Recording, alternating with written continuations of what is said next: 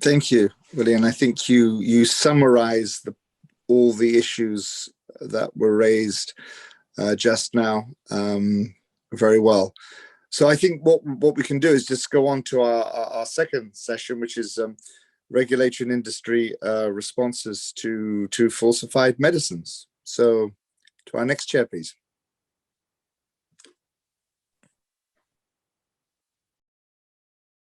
Thank you very much, Greg, for the opportunity. My name is Philip Selassie Tagboto. I chair the Ghana Industry Association called AREPI, with long-standing work experience with Pfizer, Sanofi, and currently working with Novartis. My travels to many African countries further heightens or highlights the role or importance of regulatory authorities, industry, and to a great extent, distribution players in the fight against fake medicines. In this session, I'll be calling upon a number of key players within industry, regulatory bodies, and distribution players within Africa to share their perspectives. As head of drug market surveillance for the Ghana FDA, I will be calling on Mr. Vijaypra Ishen to share the Ghana FDA local regulatory measures towards combating falsified medicines. Please go ahead, Philip. Thank you. All right. Thank you very much. So as head of post-marketing quality surveillance of the Pharmacy and Poisons Board of Kenya, I'll call on Dr. Karim Wanga to share Kenya's perspectives on strengthening regulation of medicines in Kenya in particular. Thank you. Good morning and good afternoon, wherever you are joining from. As you've heard, my name's Dr. Karim Wanga. I work in the Ministry of Health, Kenya, specifically at the Pharmacy and Poisons Board. Yeah, so I work for Pharmacy Board and I'm in charge of post-market quality surveillance of health products and technologies. If you allow me, I can share my screen. I have a PowerPoint presentation. Yeah, so I hope you can all see my screen. So in my outline, I'll talk about briefly about the burden of substandard falsified products. Also talk about regulatory function of PPB, legal and regulatory framework, system strengthening approach, risk-based surveillance systems. And then I'll also talk about strategic partnerships and collaborations. And then finally, technology and innovation in regulation. So WHO estimates that 1 in 10 medicines are substandard and or falsified in low and middle income countries. And of course, this has been exacerbated by increasing complexity of the global supply chain. This has been alluded to by previous speakers. The issue of online pharmacies, e-commerce, and then also lack of access to essential medicines, which provides a gap where these profiteers or criminal elements are able to fill the gap by providing products which are substandard or falsified. So Pharmacy and Poisons Board is the national medicine regulatory agency in Kenya. And we have a mandate to ensure access to quality, good quality, safe and efficacious health products and technologies in Kenyan market.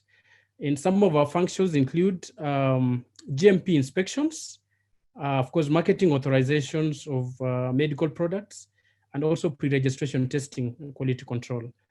In terms of post-market activities, we control imports and exports, post-market quality surveillance and testing, where I belong. We also have licensure of premises and personnel, GMP and GDP, good distribution practice inspections, and then we have retention of products and pharmacovigilance or safety vigilance. So in summary, those are some of the functions. I've not been able to list all, but those are key that really directly affect safety or quality of health products and technologies. In terms of legal and regulatory framework, the Kenyan Constitution provides, it's very expressive in terms of what it says about the health of Kenyan citizens, that every person has a right to the highest standard of health, which includes healthcare and reproductive health. And obviously then quality of medical products must therefore meet the standards that are set out in the Constitution. We also have the Pharmacy and Poisons Act, which is the act that establishes the Pharmacy and Poisons Board. And it establishes the board as a semi-autonomous body that is responsible for regulating the practice of pharmacy, manufacture, and trade in drugs and poisons, and now really aligned as health products and technologies. And in this act, it also expressly provides for the function of post-market quality surveillance. So that is anchored in the law. We also have the health policy of 2012-2030. We have the Kenya National Pharmaceutical Policy, and we have the Pharmacy and Poisons Board registration of drug rules that talks about the issuance of certificates of registration once the board is satisfied that the safety, efficacy, and quality and economic value of the product meets the specifications. And also it provides penalty for those who contravene the rules. So as PPB, we have incorporated an aspect of system strengthening in terms of approach. So in this end, we have established the Kenya Pharmacovigilance Post-Market Technical Working Group. This TWG is responsible for providing expert advice to the Pharmacy and Poisons Board on all matters of safety and quality of products. We also have the Pharmacovigilance Electronic Reporting System that provides for healthcare providers and the general public to report any suspected poor quality medical products that they might come across. And the consumer reporting form is a very simple form, very user-friendly, and is an online platform that people can be able to log in and really send us a report, and we can be able to see the report real time and take appropriate regulatory actions. We also have, we are establishing or rather implementing a modular approach, ultimately to be able to really establish a track and trace system in the country, all the way from time of import or local manufacturing up to consumer level. So this is being implemented in phases, and it's module by module. And then of course we have the strategic plan of 2020-2024 that also directly speaks to how we are going to tackle the issues of quality and safety. We have also been able to undertake several training and sensitization meetings for healthcare professionals and also the general public. In addition, we are incorporating risk-based surveillance systems in our approaches. And this is to enable us leverage on available resources to be able to achieve maximum impact. As you're aware, testing of medicines is a very expensive venture. Testing of one sample can actually cost upwards of $1,000 US, and therefore it's a very, very expensive venture. So we have used incorporated risk-based approaches to be able to leverage on the resources, minimal resources that are available. So we have targeted sampling and testing, also 3-level quality testing, and also focus on cross-border areas and facilities, because we have likely to have a bit of issues around the cross-border areas because of cross-border trade and movement of people and goods across the borders. Also the risk profiling of manufacturers based on market complaint and also history of performance of their products. We're also applying a MedArrest tool, which is developed by USP PQM, to be able really to develop protocols for market surveillance of products. And we're implementing batch-wise testing and release for some products, especially products that have high public health impact. For example, male latex condoms and products that are used in public health programs like HIV, malaria, and TB. We have also established strategic partnerships and collaborations with our collaborators and partners. These include collaboration with international bilateral organizations, other government agencies, include WHO, the Interpol, the Anti-Counterfeit Agency, the Kenya Police, the Customs, KEBS, and the Kenya Revenue Authority. We have an MOU with the Kenya Bureau of Standards on pre-export verification of conformity to standards. They're able to do this work for us, especially for medical devices. And then we are also active in regional medicine regulation harmonization initiatives, especially the IGAD, MRH, and also the ESC medicine regulation harmonization. We have partnerships with public health programs within the Ministry of Health, as well as the central procurement agencies in the country. the pharma industry itself, development and technical partners, especially the USP PQM+, county government, and other key stakeholders. In terms of technology and innovation in regulation, currently we are using the Raman spectroscopic techniques for field screening of products, both at the ports of entry and also random sampling and screening in the, at the pharmaceutical outlets and healthcare facilities. We are also using the MinLab techniques to also carry out screening at regional sentinel sites. And this usually is part of our protocols as we go out to really carry out surveillance. This is in addition, to compendial testing that we carry out full compendial testing for products that are especially doubtful or that that fail to meet the specifications for these field screening techniques. So those are just some of the new technologies that we have adopted in terms of screening of products in our market. That's just a pictorial of some of our members during training on use of the MiniLab. And that is one of our staff actually carrying out using the MiniLab to be able to carry out identification tests for some of the products that they had sampled in one region of the country. And then that is a workshop where we were carrying out risk-based approaches in terms of determining which facilities and also regions to visit to be able to collect samples and test. And then also that is the last pictorial, just showing the first one is an inspection on good distribution practices. The second one is a sensitization and a training workshop for one of the regions in the country. The other one is also a sensitization and training workshop in another part of the country. And the last one is one of our some of our officers undertaking sampling of surgical masks. And someone had mentioned the issue of surgical masks during this COVID-19 pandemic. So that is what we are doing as at now. And our mantra is, you need not be certain, you just need to be suspicious, report all suspected adverse medicine reactions, and also suspected poor quality medicines. Thank you, and back to you. Thank you very much, Dr. Wanga, for the brilliant presentation. I see here a couple of questions that have been put there specifically for your kind attention. So that I would just, if with your kind permission, I would just mention one or two questions, then we can quickly move to the next presenter. So the first question, as I see here, is, do you plan to implement GS1 standards, including serialization and data exchanges, maybe in your market? And if so, in which timeline, please? So I'm requesting that you... Can you take the question again? Did you say GS1 standards? Yes, please. GS1, do you plan to implement GS1 standards, including serialization and data exchanges, maybe in your market? And if so, which timeline? No. Yeah, anyway, my response is that we are having very elaborate discussions on how to implement our track and trace systems.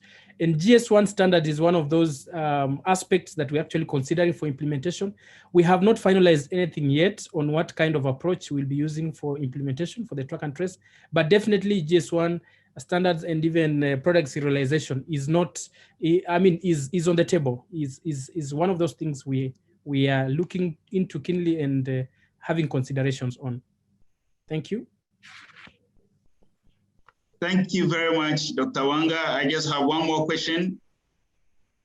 And the question is, what about the unregistered products? For instance, from Turkey or in Turkish language?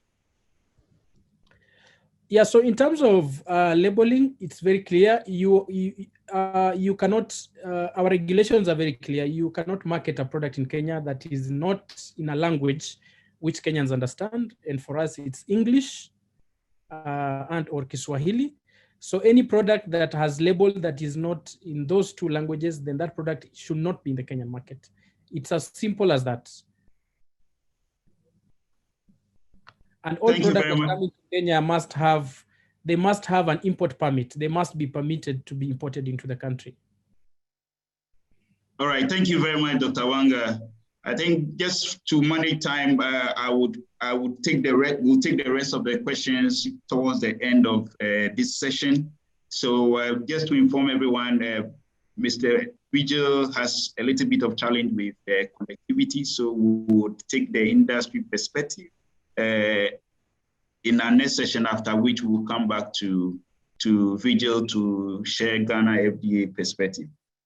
So the first person I'll call is the manager of anti-falsified medicines for SSE, for Novartis, and it's in the person of Mr. Juma Washuruti to share in the industry perspective on falsified medicines. Thank you very much, Philip, for the introduction and for the moderation. My name is Juma Washuruti. I'm in charge of anti-falsified medicines program for Sub-Saharan Africa at Novartis. And I will provide a background and industry perspective from where we sit, how we see the problem. I have a presentation. I'll go ahead and share my screen. Okay, one of the key things that I would like to acknowledge the earlier speakers is that they've done a very good job in terms of providing a spotlight on the challenge that we have in Africa and at a global level. I will go ahead and provide an industry perspective, but one of the key things that I would like to share is what is the size of this problem. We are discussing about falsified medicines, but just an understanding from the industry perspective, some of the challenges that we have and how we see it. So in Novartis, we monitor all the parameters. And one of the key things that we do is we work collaboratively with other peers through the Pharmaceutical Security Institute. And in their annual report, we can see that they've recorded an increase of incidence of falsified medicines, and now they've moved into vials, which is a very big challenge. Also, when you look at Interpol data, they've noticed a surge of up to 100% against the background of COVID-19, which really should scare us as key stakeholders. And the other bit is earlier on, it was mentioned about Africa and the deaths that occur out of falsified consumption of falsified medicines. WHO data shows that one of the key areas, malaria, we all can relate to. Over 267,000 deaths have been reported, and the number could be higher than that if you combine all the therapeutic areas. In some countries, the challenge is bigger, up to 70% is fake medicine. And one of the key emerging trends that we need all of us to take cognizance of is the fact of online medicines, online pharmacies that are quickly taking shape in Africa as e-commerce. And the biggest challenge that is there is a lack of regulatory regime in place to moderate this. Elsewhere, according to our observation in other parts of the world, over 90% of online pharmacies are illegal, and most of the purchases done online contain substandard or falsified medicines. The other aspects, data, is that this is a big problem, and I will say it's an industry that someone else had mentioned the value in terms of the 30 billion value in terms of illegal industry. But in my perspective, I'll say that this is emerging very fast as the biggest competitor to the legal pharmaceutical industry. If nothing is taken, it's going to impact the industry and the health of the populations in Africa. So what we've observed from Novartis is that most of the incidences that have been reported to us, over 90% of them are level 3, that is the highest risk level according to our categorization. And most of these falsified medicines have led to serious conditions and including fatalities. And from our own laboratory analysis, we've seen heavy, the ingredients in falsified medicines include heavy metals, mercury, aluminium, uranium, also poisons. And earlier on, Serone mentioned about the motive of these people. It's profiteering, and they have very little regard to the sanctity of human life and the aspect of saving. So they're looking at how best they can advance their profits illegally. Also, from our lab, we've noticed that some of the medicines that have been seized and analyzed contain road paint, wall paints, dust, wax, and all kind of chemicals that are not fit for human consumption. Some of them, most of them contain undeclared active pharmaceutical ingredients, and some of them are harmful, and they just create a sense of feel good. But finally, they don't provide the efficacy that is intended. Also, they have non-declared excipients and lactose, dextrose, and starch. One of the key things that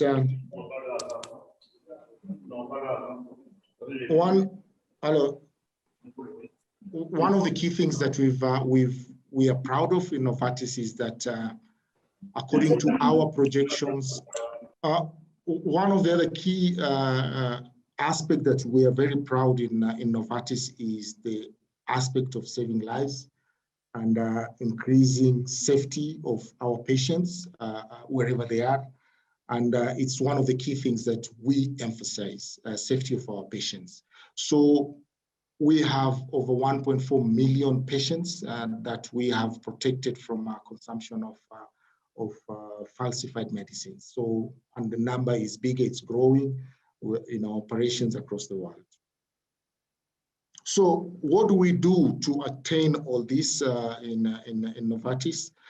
One of the key things that we do is it is taken very seriously within the highest levels of Novartis across the world, and it is something that is closely monitored at the board level through the Trust and Reputation Committee, which provides a strategic direction and support.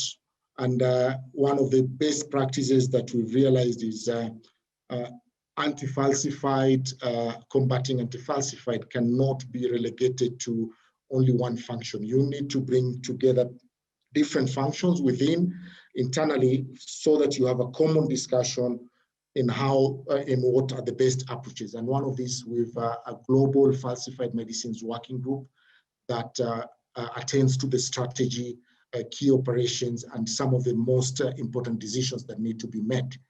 This is equally replicated in different parts of the world. In Sub-Saharan Africa, we have anti-falsified working group that addresses at both gold, that is strategic. We address the strategy that needs to be in place to support anti-falsified medicines, the tactical aspects, as well as the kind of support and operational aspects that need to be provided to all internal and external stakeholders. So in terms of reporting, we have an obligation to report all the incidences in our publications, Novartis in Society, and we have a publicly stated position on the companies on how we tackle falsified medicines across the world, the measures we have in place. And it is also classified as one of the strategic risks, which is at the highest level. And that requires attention of everyone. So it is something that is taken very seriously. And we provide disclosure of incidents with the WHO and all the key stakeholders. This is in order to all of us, all the key stakeholders, to move together into the direction of addressing the challenges that we are facing, especially when we look at the challenges that we face in Sub-Saharan Africa. So how do we do this? One of the key things is there is deliberate investment by Novartis in terms of handling and addressing this challenge. And one of the key things is we have intelligence systems, and this goes into data and monitoring, online monitoring activities, as well as offline monitoring, to ensure that we gather the right information for analysis and follow-up that will translate into action and seizures that will eventually save and advance the whole safety agenda that we pursue for our patients. We also have prevention mechanisms where we use technology to detect the presence of falsified medicines in the markets.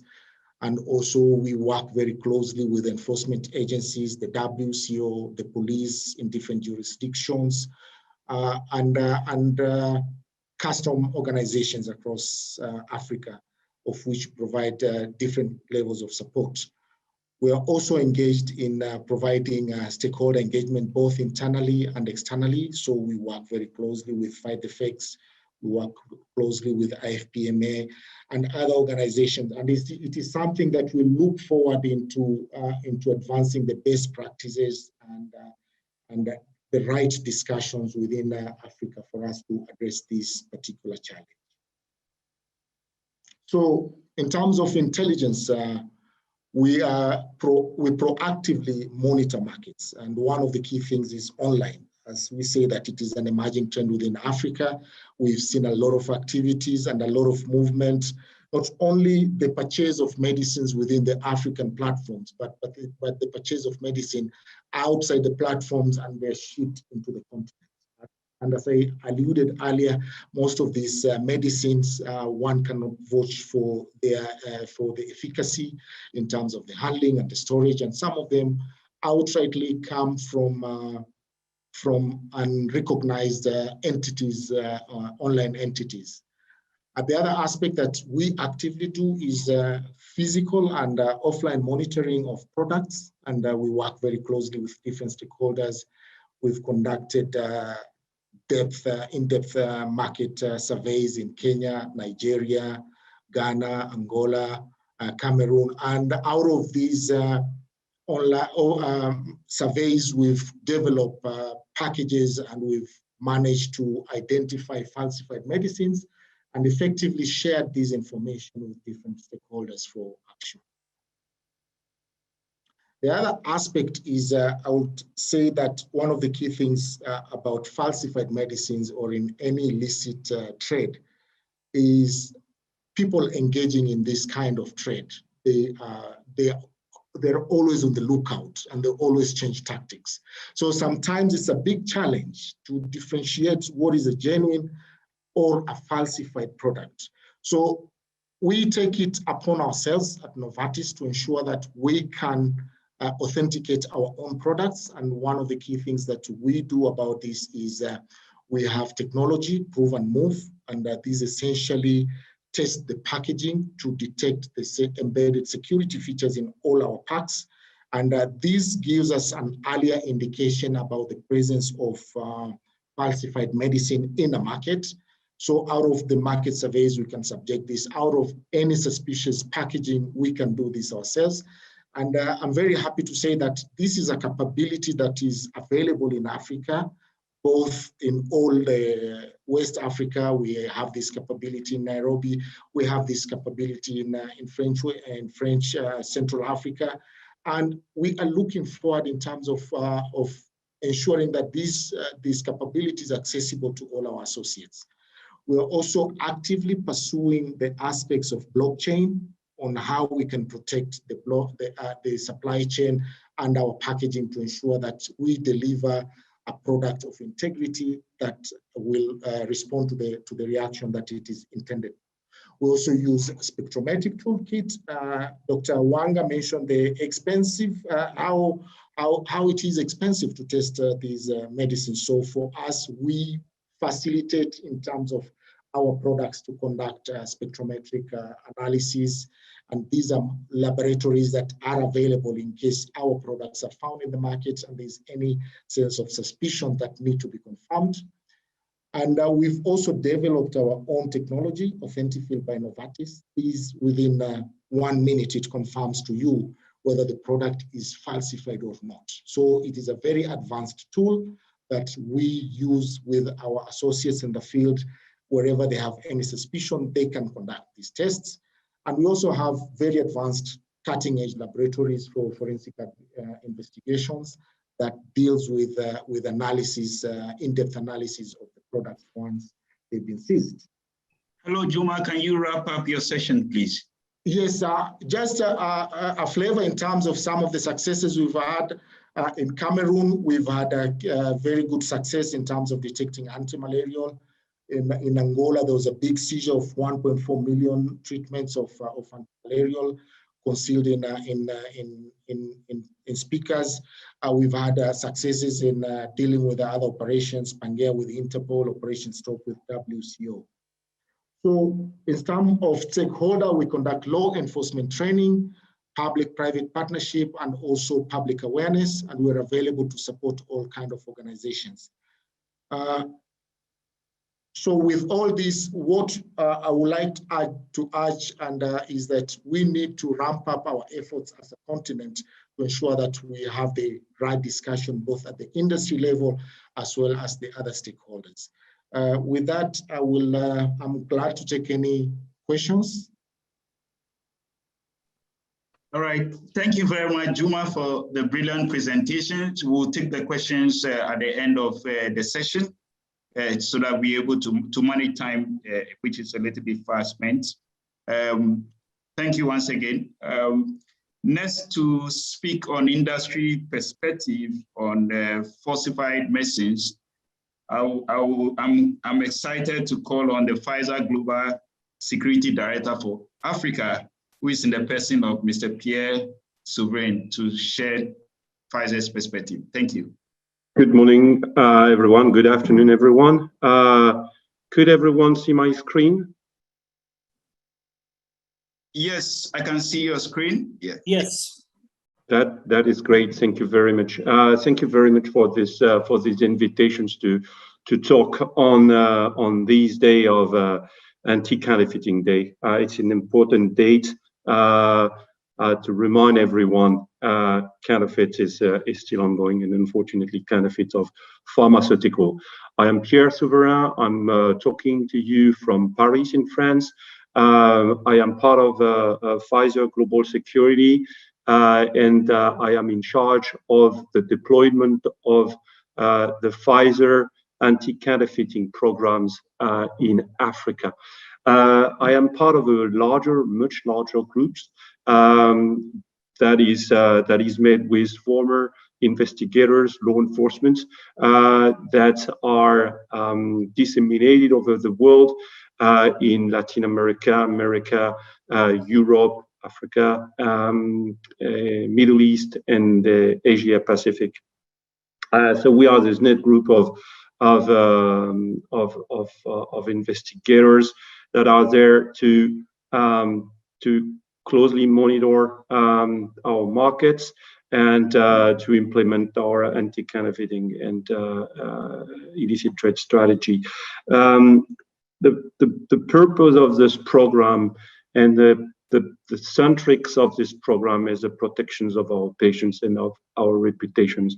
We have seen along the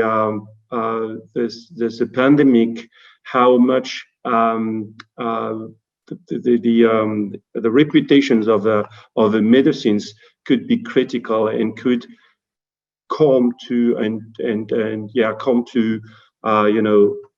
some sort of adverse reactions from the patients being suspicious with certain medicines, and that's very important to maintain a good and clear reputation on the medicines, to make sure that everyone can access without any, in full confidence with those medicines. The patients are also absolutely in the center of our policies, as you will see all along this presentations, which is actually pretty short. I will really stick with the time allocated. So we are driven by 3 pillars. Education and awareness is critical for us. Education because law enforcement has to know what are the most counterfeited products, what they have to look at, what are the regular route of importation of the product, so that they can better determine which is the unregulated one, and then determine the suspicious importations. But also, awareness is critical for the public. We strongly think that as long as the patients are aware about counterfeit medicines, they will be more cautious about the locations where they are going to obtain their medicines. And typically in Africa, those street markets, the gazon, and all those sort of places are, of course, not recommended to purchase any sort of medicines. Making that very clear for the patients drives them to the appropriate locations to obtain good quality medicines. So education and awareness. Sorry to interrupt you. Can you put your presentation in the presentation mode, and just to check if your slides are moving as well? Okay, no problem. Great. That's fine. Yep. Okay. Well, so second point is the advocacy. All right. To ensure that the legislations fit with the threats that is posing counterfeit medicines. And counterfeit product interdictions is clearly, all the actions that we are taking to detect and prevent the counterfeit medicines to reach the markets and ultimately the patients. Just to make things absolutely clear about falsified medicines at Pfizer, this is what we are talking when we are talking about falsified medicines. On the left side of the screen, you have pictures of a counterfeit box of Cytotec. In the middle, you have the authentic one. As you can see, it's pretty difficult to make any difference in between the two boxes. And on the right side of the screen, you have the counterfeit tablets of Cytotec versus the authentic ones. As you can see, and this is one of the biggest challenges we're facing, it's very, very and almost impossible to make the difference without having a proper deep testing system in place. I'm not going to go in other. Can you move your slide? We keep getting information. Yes, now we're on the test slide. Okay, okay, that's fine. So that's so again, counterfeits on the left side, authentic in the middle, and the tablets, the tablets counterfeits. So once again, it's extremely difficult for patients to make any sort of difference between. And that's a big challenge that we are facing. I was asked for these presentations to discuss about a concrete case. So I just want to talk about a case that we recently faced in Cameroon. This case was issued from one of the market surveys that we were conducted in Cameroon recently. Actually, as Juma said, we are facing a lot of counterfeits that are sold over the internet, but in Africa, this is slightly different. There are still sales of falsified medicines over the internet, but it's most likely over social media than those big online pharmacies or business-to-business organizations. So to find falsified medicines, we go on the streets markets and we proceed with numerous purchasing operations and then analysis. So that's what we were doing in Cameroon. We were targeting Douala and Yaoundé with a various portfolio of medicines, and we were looking also for the Cytotec and the Lincoln. So for your information, Lincoln is an anti-infective, while Cytotec is a treatment for the stomach ulcer, but it's also known to be misused for abortions of ladies.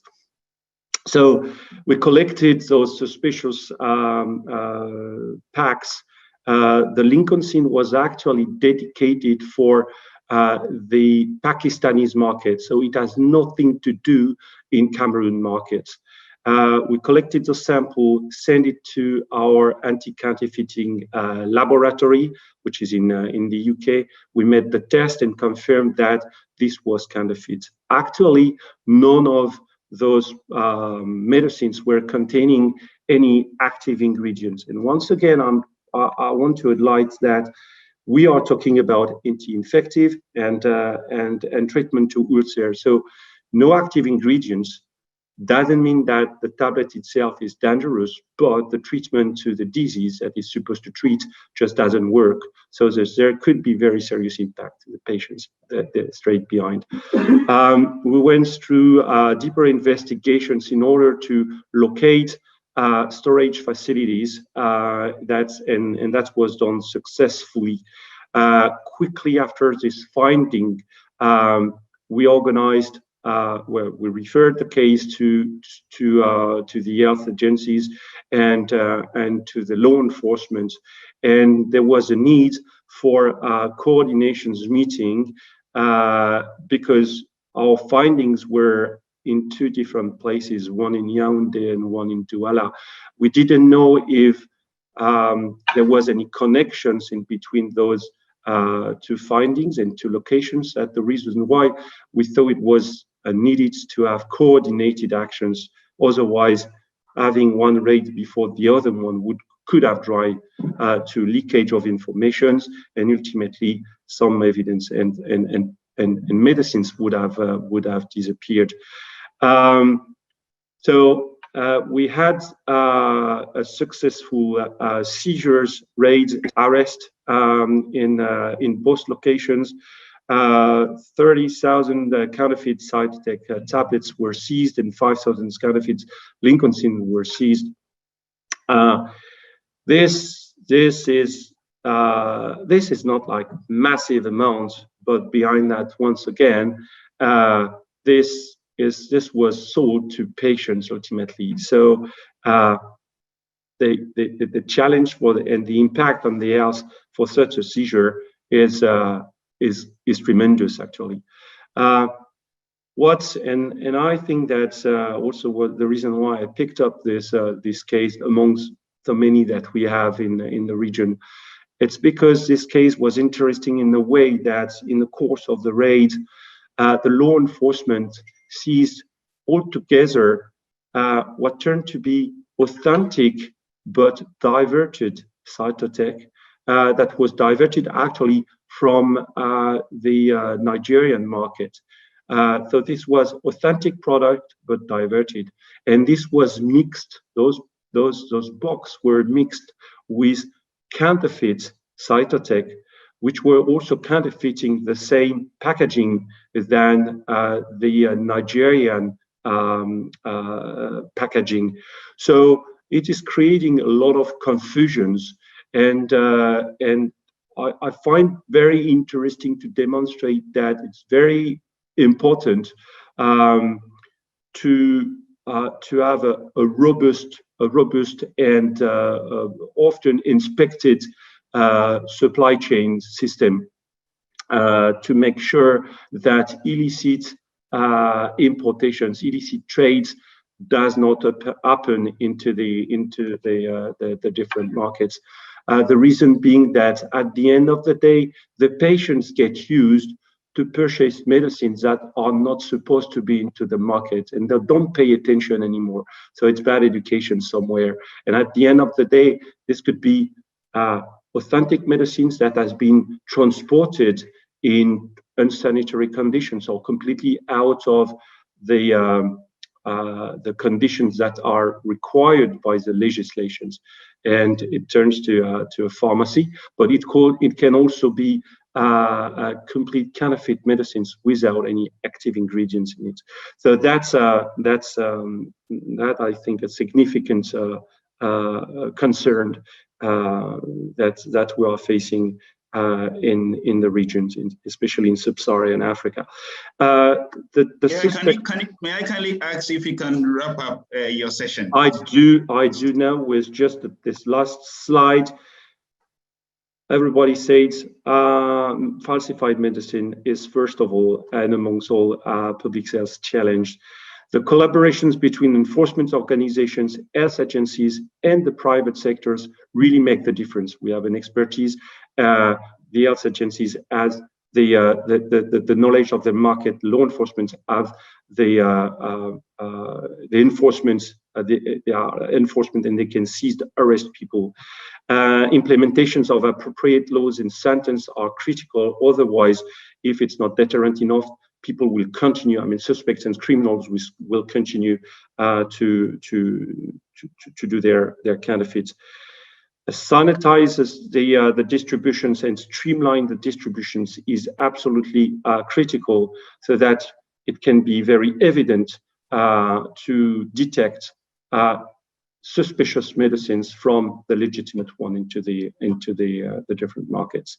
I finished my presentations, and I'm happy to take any questions or any comments you may have. Thank you very much. Thank you so much, Pierre, for the brilliant presentations. We will take the questions together with all the other presenters at the end of this session. I'm particularly excited you mentioned the role of a robust supply chain or distribution system in addressing the menace of counterfeits. In this session, I'll be calling the president, Mr. Anthony Galino from the African Pharmaceutical Distribution Association, to share his perspective on falsified medicines and supply chain integrity in Africa. Thanks, Philippe.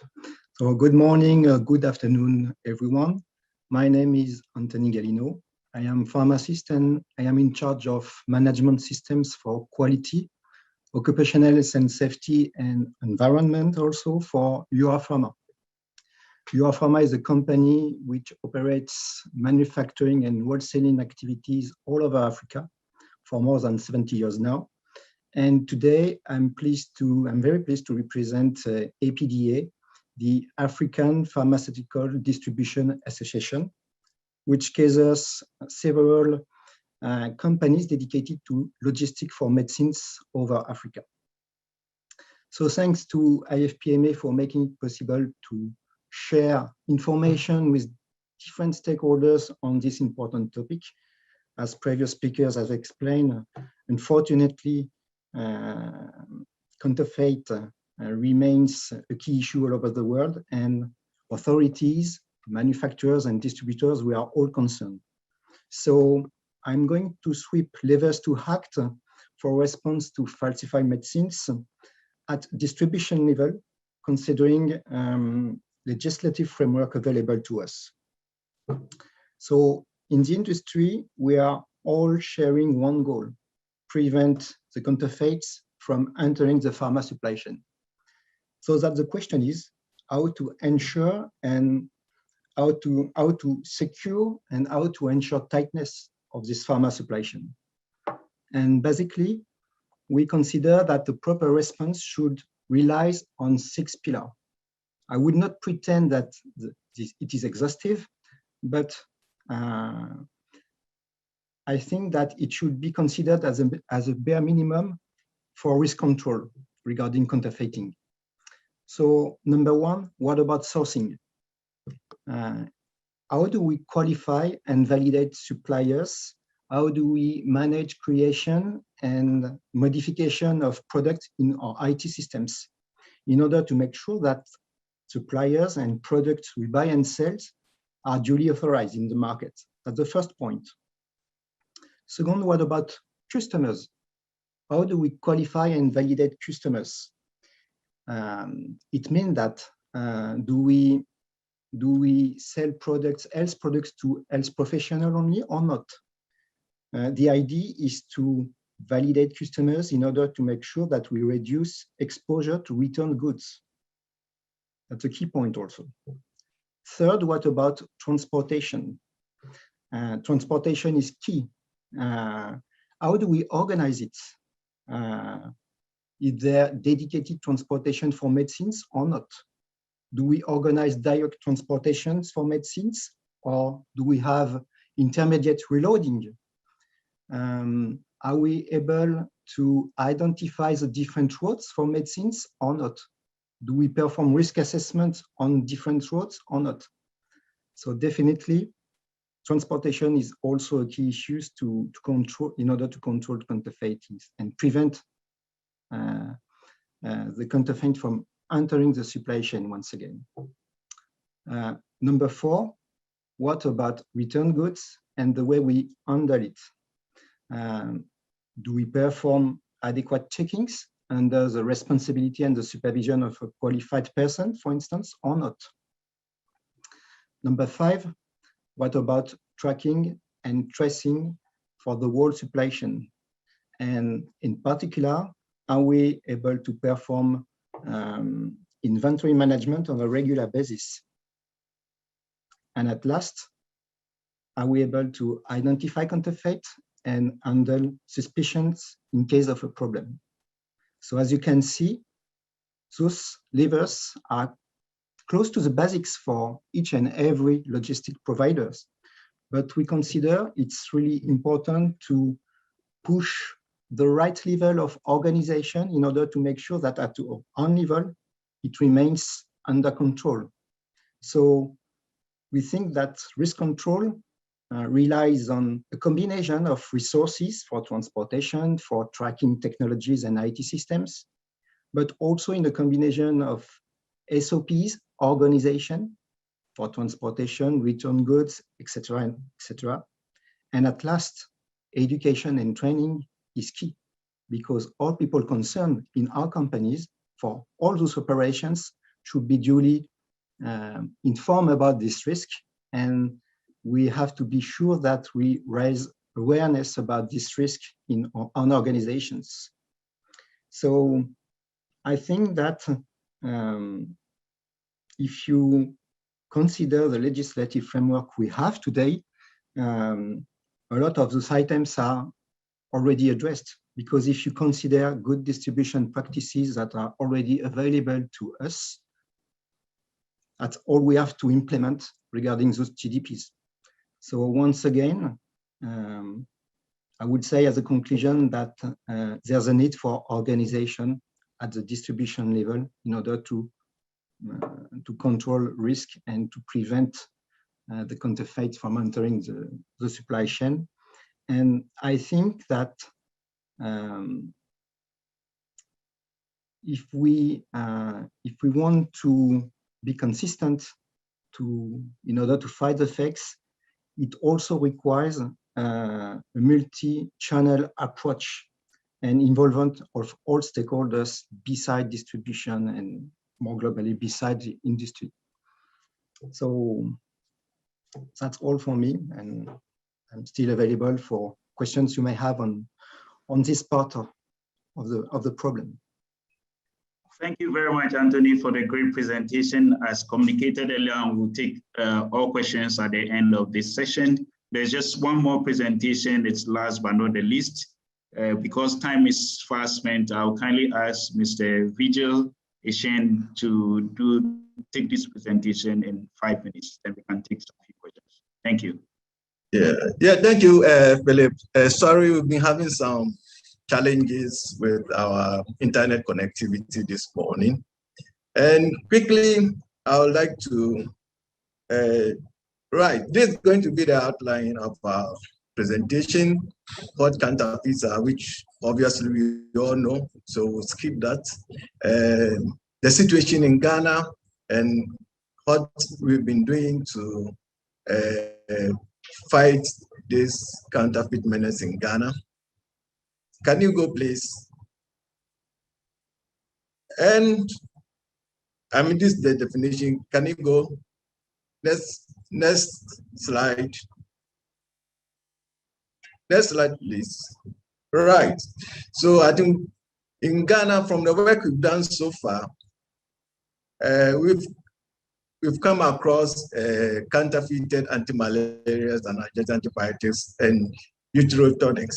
These medicines are mostly coming from our neighboring countries, and they are normally brought in through unapproved routes. We've also come across herbal medicines which have been adulterated with allopathic drugs. Next, please. Next, please. Right. So with the work we've done on surveillance so far, we realized that the prevalence rate of anti-malaria, counterfeited anti-malarials have reduced from 39.6% in 2009 to 1.4% in 2018, when we last had the testing of this anti-malaria product on our market in collaboration with USP. Then with oxytocin and egometrin, we still have high prevalence rates of these counterfeited medicines. The last one we did, we had 49.4%, and for oxytocin, then for egometrin, all that we sampled ended up failing our lab analysis. And this is a big challenge for us, Ghana. Next slide.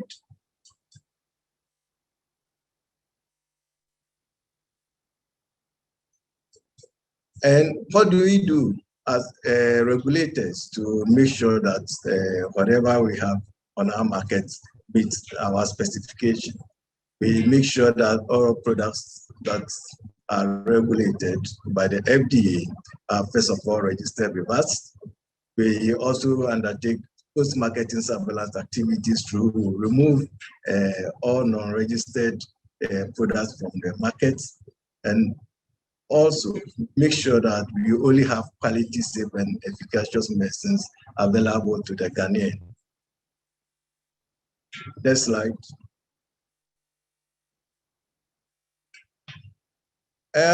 We have certain measures in place to pick up signals on counterfeited products on our market. The first one is a very strong pharmacovigilance system, which we receive reporting from healthcare practitioners as well as the general public. We also undertake risk-based sampling and testing of pharmaceutical products periodically. And we have a very strong investigations and complaint department, also responsible for picking signals from consumers and investigating them, making sure that we reach out to whoever is involved in this criminal activity. Import and export control is one of the key measures in place to regulate the influx of these substandard and falsified medicines. For that matter, we have only 2 approved routes where medicines can be imported into the country. That's our port in Tema and the airport at the KIA, that's Kotoka International Airport in Accra. We have very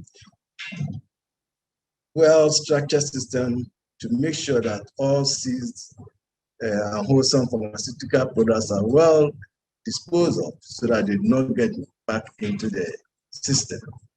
We collaborate with our communication department to come up with public education programs for consumers to stay away from unregistered products, and also to report to the FDA any adverse drug reactions that they may experience. Our biggest challenge is the policy on trade liberalization, where there's no limit to the number of brands that can be imported into the country by pharmaceutical business owners, and as well as there's also no limit to the number of business owners that can deal in pharmaceuticals. We have issues with courier services where pharmaceuticals are delivered at the doorsteps of consumers. Also, we have issues with internet sales. We've been fighting hard to make sure that this menace is stopped, but it's becoming one of our biggest challenge as a country. The issue of poor handling and the transportation and storage of legitimate consignments, especially the cold chain one. And this is one of the main reasons why we have high failure rates for these utilitarians that we sample periodically. What we've realized is from the point of transporting the medicine to the final user, especially the healthcare professionals, the way they handle the product, the medicinal product, does not conform to that of the manufacturer. You can see a nurse or a doctor having some of these cold chain products in their pocket, running around with it all day until they finally administer it to a patient. And this is something that is unacceptable.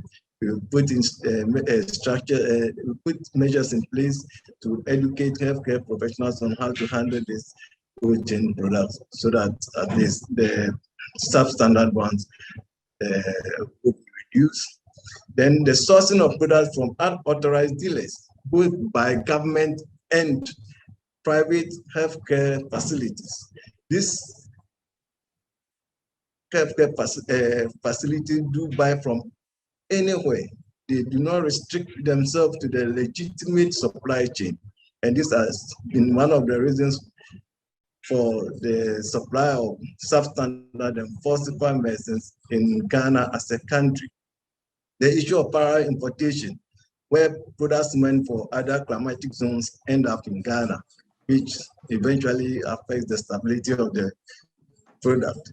Then the existence of this illicit market, ready market for this substandard and falsified medicines, where people are always available to buy and to buy them, and also to sell them to the needy people.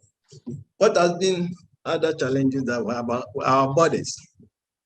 Someone lives in Ghana and even schools in the neighboring country like Togo. So whenever there's crisscrossing of borders, the same way there's crisscrossing of pharmaceuticals, somebody can buy some from Togo, a neighboring country, where regulatory measures are not as stringent as that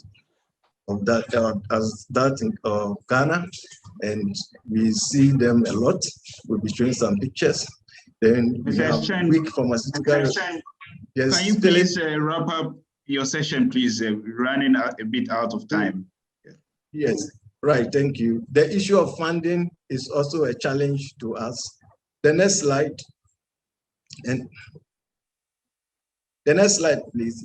These are pictorial evidence of some of the issues that we have encountered as a regulatory body in Ghana. Next. Just to show you pictures of some of the things that we've worked on in Ghana as a country. This Coatem, which was with the help of Interpol, intercepted in Togo. Next, please. Next slide. No, then the next one, please.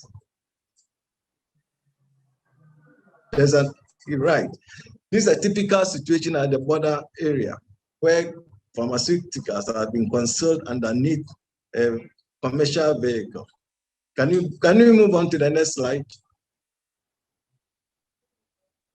Yeah, this is an officer of FDA inspecting a commercial vehicle, looking out for concealed pharmaceuticals. Next one.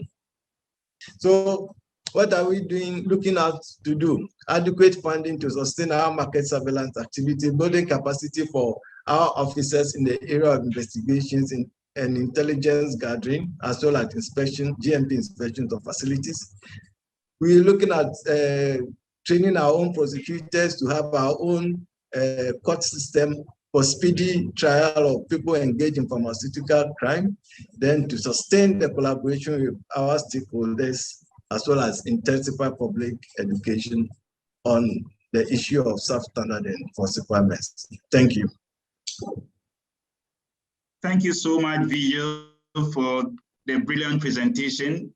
It is clear from all the presentations we've heard that collaboration between industry, regulatory, and distribution players will always be key to fighting the menace of counterfeit medicines.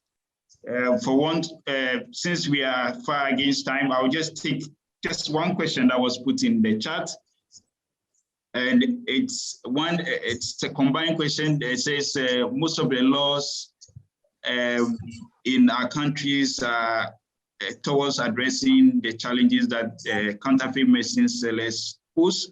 What about those who use them? In relation to this as well, there's another question in the chat that's related to regulation. It said, to what extent did UNTAC Resolution 10/5 of the 10 COP back in October 2020 improve the legislative framework to combat counterfeits in Africa and support pharmaceutical companies? Are there any tangible effects or visible sites within sites?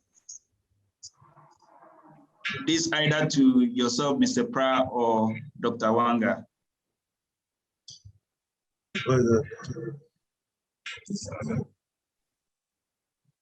Do we plan to sanction users of counterfeit medicines in addition to those who sell? Yeah, the law is users. No.